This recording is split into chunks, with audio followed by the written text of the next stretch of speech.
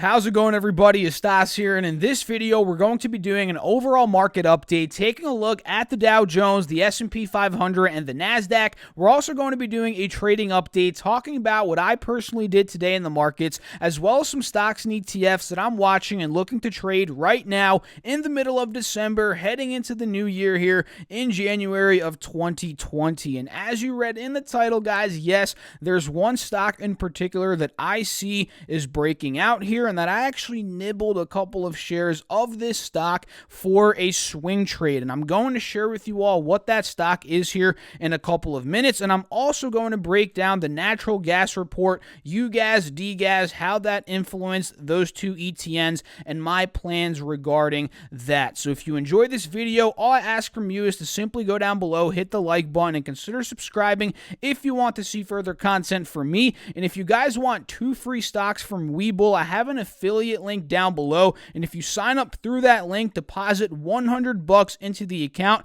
you will get 2 free stocks valued up to $1,400 for absolutely free. So that's linked down below, and without further ado, guys, let's get into it, starting off here with the S&P 500, which is currently up $10.91 right here, up 0.34%. And you guys can see, based on this daily chart, it's pretty much been an uptrend for the entire day, right? We opened up at around 31.95, and we're up about, again, 10 points right now, putting us at 32.05, which actually is an all-time high here for the S&P 500 at 3205.46. And now in the last couple of minutes, you know, we've been seeing a correction, but either way, this thing is looking bullish, and it's most likely, unless it drops through the floor, it's most likely going to close bullish here. So why is the market running up today? Well, we got some news that the U.S. Treasury Secretary said an initial U.S.-China trade deal would be signed in early January, adding to optimism that was fueled by a breakthrough in trade talks last week. In an interview with CNBC on Thursday, Mnuchin said the agreement had already been put on paper and that it was completely finished and just undergoing a technical scrub. So the fact that we got that little piece of news today, which I'm sure a lot of you guys saw for yourselves, that's what's pushing this market up to yet again another all-time high. Now, if we look here at this 184-hour chart, if we were to see a pull down on the SPX here, you know, we may be going down to 3190 to retest that EMA, since we are a bit overbought here on the RSI, and since we haven't really seen a pull down over the past couple of weeks here, it seems like. Really, for the past week, I would say, ever since this period, we haven't really seen a decent pull down in these markets. So maybe next week we do get a pull down. That's probably what might happen here. I'm going to be watching that. And again, maybe we pull down at 3190, maybe 3170 before continuing the uptrend. That's kind of what I'm thinking here, because again, the RSI is overbought here on the SPX. And if we're hopping over here to the Dow Jones, this one's currently up $109, up 0.39%. And just like the S&P, this also hit an all-time high at around 28,380. Started off the day pretty break even, then saw a nice little rally, and ever since then, it's cooled off a bit. We see a bit of a double top here, but either way, it seems like it's going to close on a nice upswing as of right now, right? So the Dow Jones, you know, all-time high, very bullish, right? If we go to that 4-hour chart, maybe we pull down next week, you know, maybe down to 28,200, maybe down to 28,000 flat. That could be a healthy pullback area. Yeah, 28,000 flat would put us right on that 50 SMA. That would bring the RSI down to a healthy spot, and from there we could continue the uptrend. And the reason why I'm thinking that, guys, is because, like I mentioned on this channel all the time, you know, whenever a stock, an ETF, a future, whatever it may be, whenever it's running up, you know, day after day after day after day, it's actually actually healthy for it to see a pull down. So if we pull down, that's not a bad thing, right? If we saw some selling, that's not a bad thing. That would just be a nice opportunity to buy on a dip, right? Because a lot of stocks would dip at that point, and you might be able to get in on some swing trades there. So those are some thoughts on the Dow. Nothing crazy, right? Nothing too technical that we have to break down here. Going over to the NASDAQ, this is currently up 39 points here, hit an all-time high, just like the S&P and the Dow, at 8664.5 today, up almost 0.5% on the day today. Very, very strong movements. In the NASDAQ, probably the most bullish in terms of what we're seeing technically speaking here out of the three major indices that we talk about on this channel, as it is holding this 180 SMA heading into the close here in the next 25 minutes. So that's a good sign. If we pull back to that 4-hour, this arguably might be the most overextended one as well, right? Most bullish and the most overextended. So if we saw a pull down, a very healthy spot would be down to this 50 SMA, boom, like that, right? Maybe down to 8,500. That would be a very healthy pull down spot. And from there, I might play TQQQ, which is an ETF that tracks the NASDAQ, and it goes up whenever the NASDAQ's going up. As you guys can see, it's been running like crazy over these past couple of weeks, right? So if we get the pull down in the NASDAQ, we could get a nice dip buy, maybe $79, $80 on this, and then swing trade it if we believe in the markets. If you're long in these markets over the next couple of weeks, months, that could be a good dip buy opportunity for you, right? But if we go back to that NASDAQ again, watch that spot, and that's really all I have to say about it. Nothing crazy, all-time highs all across the board in these markets. We got more positive trade comments, all of that good stuff, right? So let me know down below in the comments, what are your thoughts on these markets? I'd love to know what your opinions are and what's going through your head. And without further ado, let's talk about what I did in terms of my trading, guys, and what that number one breakout stock that maybe isn't breaking out fully as of now, but it has that potential to break out. So let's talk about what I did today. I'll save the best for last in terms of what that breakout stock is. So stay tuned. In 1-2 minutes, we'll talk about that. So you guys know that I'm in a couple of swings right now. So let's go over those before I tell you what the new one is that I started buying. So HD is one that I'm in right now, holding it up $2 per share today, up 1%. Very strong day today for Home Depot. And for those of you guys that don't know, I got in because it broke above this 50 SMA on the 4-hour chart, and I believe I got in around 217 to 218. That's roughly my cost basis right now on Home Depot, and I plan on swinging it up to about $223. Another one that I'm in that did nothing crazy today. It sold off, but it ultimately recovered, which proved to me as a very bullish move. It's ATV, right? Again, didn't do much today, up 7 cents, but if we go to that hour or the day chart, we can see it dipped, saw a bit of a sell-off, profit taking, but ultimately it continued the trend upwards, pushing a higher high from the previous one from yesterday, which is what's leading me to continue to hold this overnight. So I'm in ATV. I think my cost is at around like $57.50, roughly right around this area, right around here. So I have a nice cushion built on it, which is why, like I've mentioned in these videos, I feel comfortable holding it overnight. And if we get into the 60s, that's where, like I've mentioned before, I'm looking to take profits on ATV. If we pull up that 3-year chart, we can see major resistance at around 60 to 62 bucks. So again, that's where I'm looking to scale out and take those profits. Another one that I'm in that did very well today is PayPal, up 88 cents, up 0.9% on the day, or 0.8% on the day right now. And this is another one that pulled down earlier today, but finished very, very strong. We ended up holding 108, breaking back above 108, and it seems like we're going to hold that major level of old resistance as a support into today's close, which in my opinion is extremely bullish. So the goal with this one, like I've mentioned, and I've already taken a bit of profits off the board here, like I've mentioned in previous videos, but the goal is to ultimately sell out at around 112 and maybe re-enter after this break if it breaks breaks at 112, and then maybe sell the remaining of the shares at around 116, or the new shares that I bought if it breaks that 112 position. So those are three that I'm currently in right now. They're all doing pretty well. And now let's talk about this new one that it's on the verge of a breakout, and I'm sure a lot of you guys know a lot about this stock because you probably use its service or you've used it in the past multiple times, maybe once or twice at least, and that is Uber, guys. Ticker symbol UBER.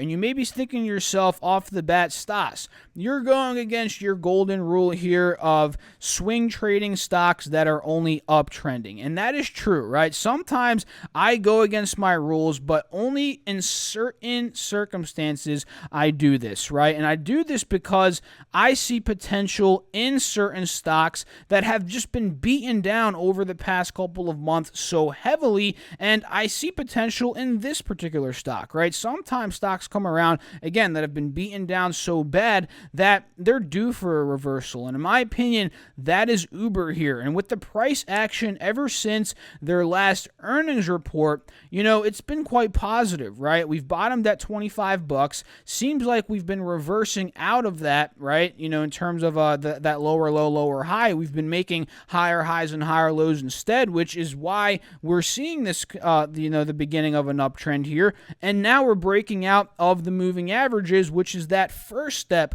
of the breakout. Again, we didn't get the full breakout quite yet, but this is the first sign of a breakout in my opinion. So the truth is, yeah, I'm going a little bit against my rules here, and I'm being completely honest with you guys, but I only do this in certain circumstances where I see a huge reversal potential in a beaten down stock like, again, Uber. And we can see these lines that I just drawn out for you guys, which goes to show that it's broken above another level of strong resistance, being at $28, which was a previous double bottom support from a couple of weeks ago. So we broke that strong resistance and the moving averages. So that's two breaks there. And now it seems like we're going to test $30, which is where I want to add the next piece of my position, right? So again, when I scale into swing trades, I talk about this all the time.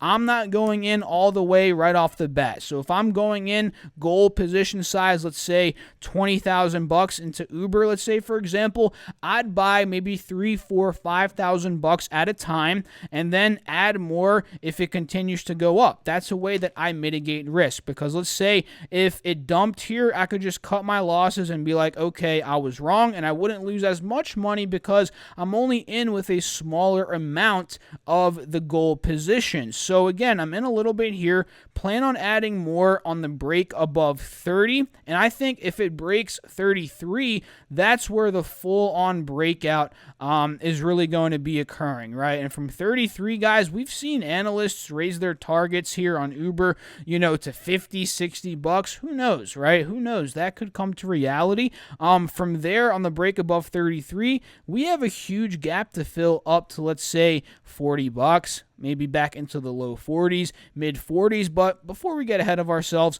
let's see that break above 30 and then 33. And honestly, by 33, guys, if I'm in this trade still, if things go my way, I'll probably be out of the trade at that point, because that would be a 8% profit, which is a lot. And me as a conservative trader, that's a juicy amount that I'm good, right? That's good for me, and I'd look for a re-entry at that point. So that's the stock that I'm watching here, and then I've put a little bit of money in, I've nibbled in, and I do see it breaking out further. It's Uber stock, ticker symbol UBER. So let me know down below what your thoughts are on that. Now let's talk about the natural gas report. We'll break down UGAS and DGAS and some other stocks and ETFs that I'm watching right now. So here we have the natural gas January futures, and you can see the massive spike that we saw in natural gas right after the report came out. And this is the daily chart, by the way. way, and the report comes out, the natural gas inventory report, it comes out every Thursday at 10:30 a.m.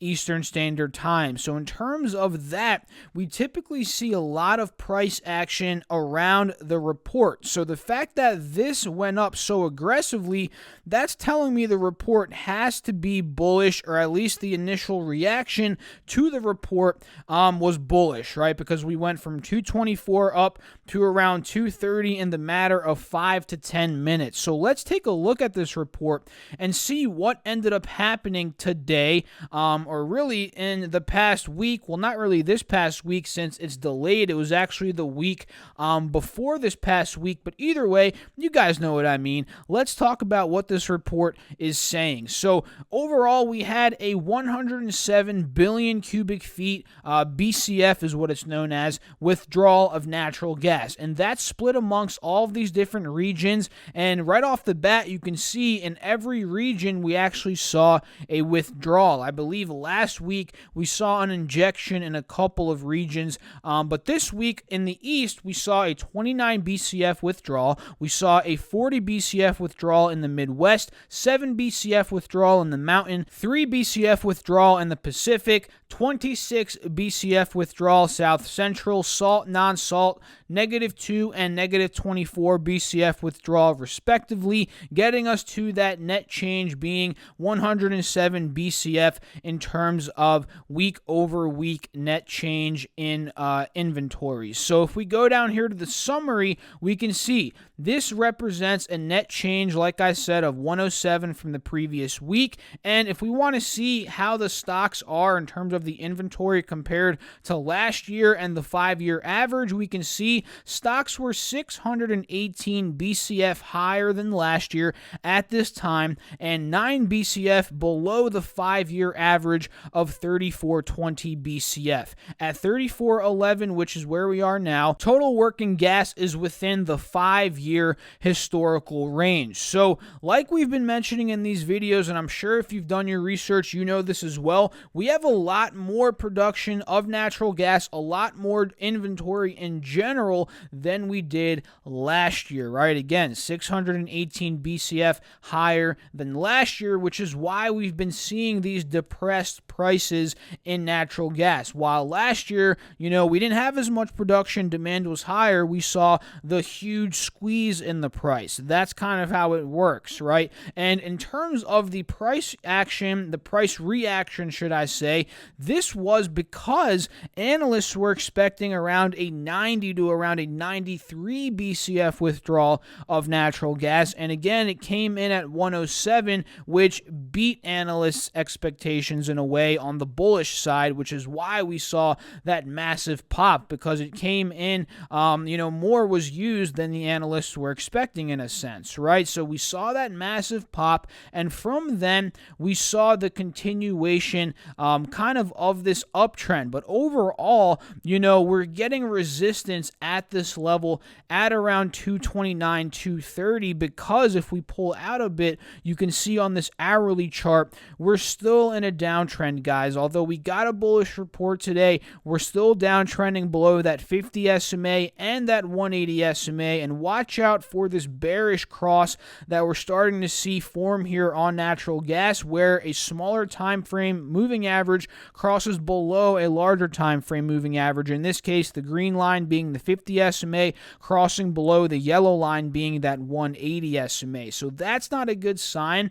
From a bullish perspective, what I'd need to see is a breakout of obviously the moving averages and out of this wedge, right? A pop that way. That's what we need. We haven't gotten that over the past 3 weeks to a month at this point, which again is why DGAS has been crushing it. And in DGAS's, favor, what would favor that? Obviously a rejection here, a dump, and ultimately a break below 225, which is this support. So right now, based on these technicals, you have to favor DGAS. You have to, because it's still downtrending. The technicals are not breaking up, so you have to treat this as a potential dip buy for DGAS until the technicals point otherwhere, or until we get some colder weather, which would stimulate more demand. And speaking of weather, let's talk about some weather over these next couple of days that I got from NatGas dgasweather.com. So for December 19th to the 25th, a chilly start to the day for much of the U.S.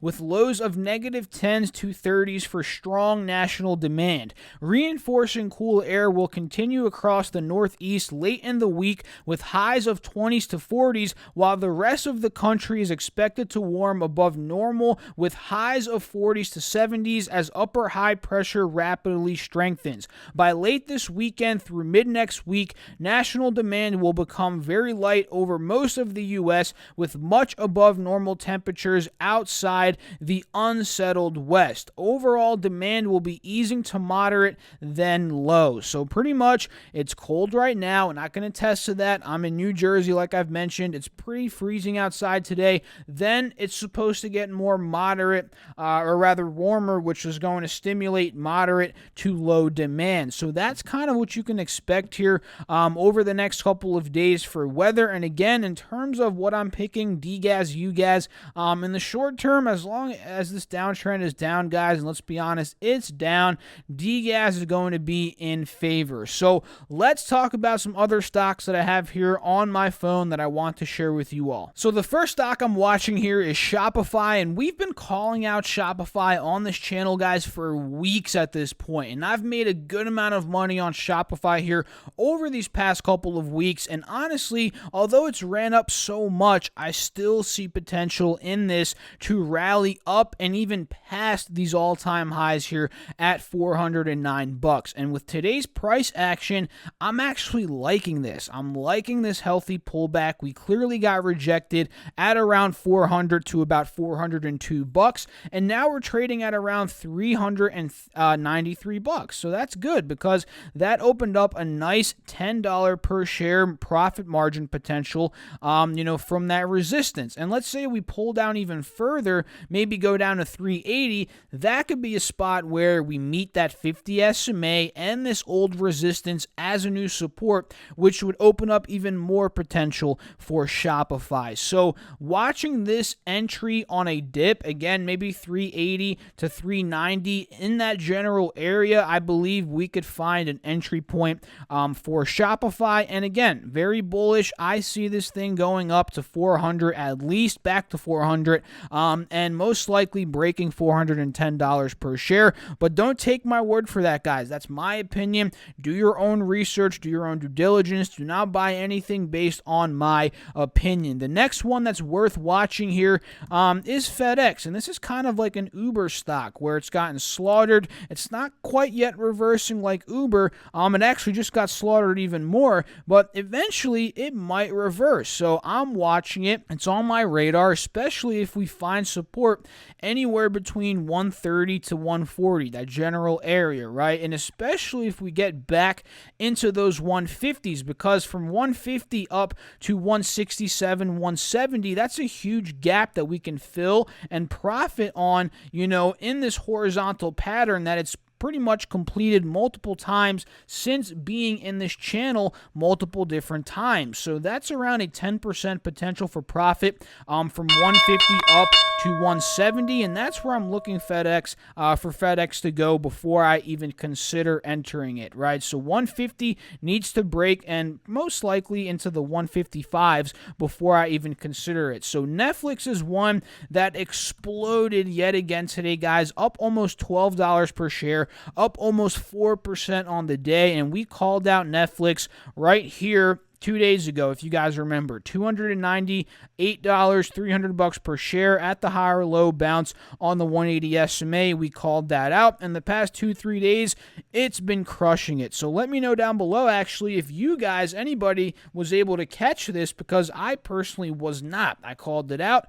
and I didn't catch it, guys. It was one of those stocks, yet again, that do very well that I called out, but again, did not enter. So now we're in a point in time where we're kind of trading in the middle of this channel, which honestly makes it difficult to pinpoint an entry point, right? Because you don't want to get in here and then have it dump all the way back down to 317, and you don't really want to get in here hoping it continues to rally, because it's really overbought. So that leads me to believe that Netflix is one that I'm going to wait on. I'm going to wait on it if we pull down, maybe 320, 325. That could be a dip buy entry. Or if we just continue to rally into a euphoric stage here for Netflix, because that at that point would be like a $60, $60 share appreciation in like literally 3-4 days of trading. That would be a euphoric stage. At that point, maybe we cool off, hold 340.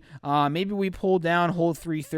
Who knows, guys? But I'm just being patient with this one, sticking on the sidelines until I find a position or an opportunity to strike on. NEO is another one that's facing a bit of resistance here at 270. We almost broke out of it today, but you can see we held it a bit, 270. We tried breaking out officially, but then ultimately we dumped back under it, into the close of the market. And if we see here on the 5-day 5-minute, although we sold off today a little bit, it's still uptrending in terms of NEO, so that's positive. And like I mentioned in yesterday's video, ultimately I need it to break 270, close above that before building a position for a potential push to 290 to around $3 per share. That's my goal there with NEO. Another one I'm watching is Tesla, guys, and get this, we hit an all-time high today in the $400 range, $406.85 to be exact, which is ridiculous, guys, ridiculous. Imagine if the Tesla shorts